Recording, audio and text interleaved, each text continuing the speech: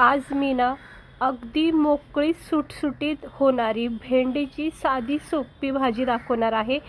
टिफिनसाठी खूप मस्त भाजी आहे. झटकीपट होती आणि अजिबात चिकट होणार नाही. एकदम अशी बघा मोकळी सुटसुटीत ही भेंडीची भाजी अशी तयार होती. कुठेही तुम्हाला भाजीमध्ये बघा चिकटपणा दिसत नसेल. एक नंबर भाजी बनती, खूप मस्त लागते. टिफिनसाठी खूप बेस्ट भाजी आहे. सिंपल पद्धतीने बनली जाते. तर झटकीपट आपण ह्याला बनवायची रेसिपी आणि एक छोटीशी व्हिडिओ आपण ह्याचा बघून घेऊया. आणि आजची ही रेसिपी आवडली ती लाईक करा, चॅनेलला सबस्क्रायबर करा असेच व्हिडिओ बघण्यासाठी. तर चला बनवून घेऊया आपण मस्तपैकी सिंपल भेंडीची भाजी.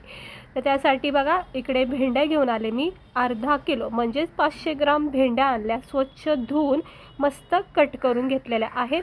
त्यानंतर आपल्याला इकडे फक्त कांदा, मिरची, टमाटर आणि कढीपत्त्याची पानं घ्यायचे. ह्याच्या व्यतिरिक्त आपल्याला दुसरं कोणतंच साहित्य वापरायचं नाही.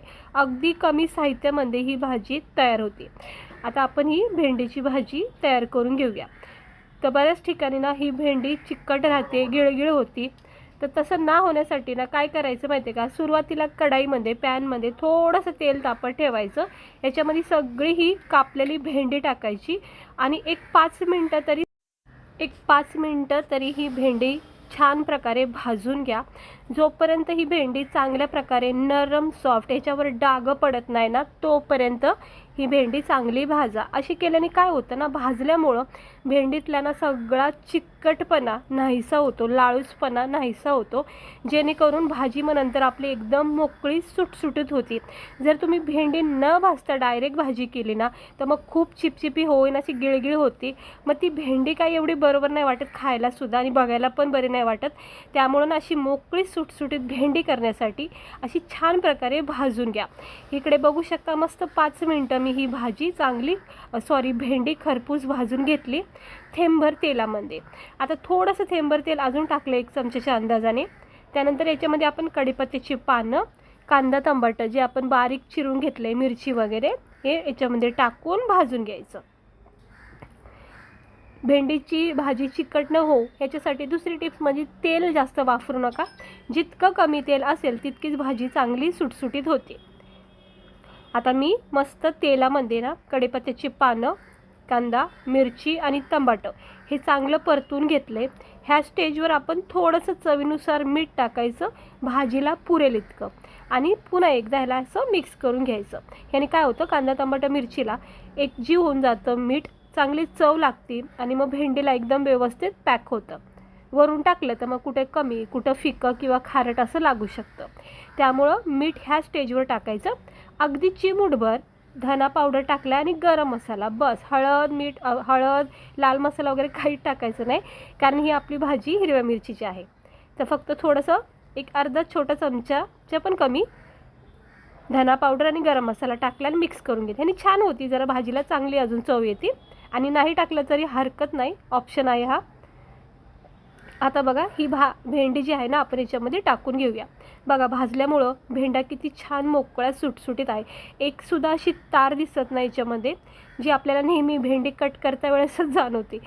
तर इकडे बघू शकता किती मोकळी सुटसुटीत अशी ही भेंडी दिसते. एकदम कोरडीफट वाटते बघा ना. अजिबात तेल याच्यामध्ये एक पॅनमध्ये दिसून येते ना, भेंडीचा चिकटपणा दिसून येते. तर अशी मोकळी सुटसुटीत भेंडीची भाजी जर करायची असेल ना तर अशा पद्धतीने एकदा करून बघा, एक नंबर लागते. आणि दुसरी गोष्ट, खूप सिंपल भाजी, कुठलं तामझाम नाही, काही नाही. फक्त झाकण ठेवायचं. आणि भेंडी कसं खूप चांगल्या प्रकारे मी नरम सॉफ्ट करून घेतली, त्यामुळं जास्त वेळ काही झाकण नाही ठेवायचं. फक्त 1-2 मिनटं स्लो गॅसवर ठेवा, जेणेकरून हे मिरचीचा सगळा फ्लेवर याच्यामध्ये उतरेल. आणि आता बघा आपली ही भेंडीची भाजी झाली तयार. कारण भेंडी चांगली अगोदरच मी वाफवून घेतलेली, भाजून घेतलेली आहे. हे बघा मस्त नरम सॉफ्ट पडलेली आहे, जास्त गाळ नको करायला. काढून घेऊया, गरमागरम प्लेटमध्ये सर्व करते आणि मग मी तुम्हाला दाखवते की आपली भेंडीची भाजी कशी झाली. तर ही पहा आपली भेंडीची मोकळी सुटसुटीत खमंग टेस्टी भाजी.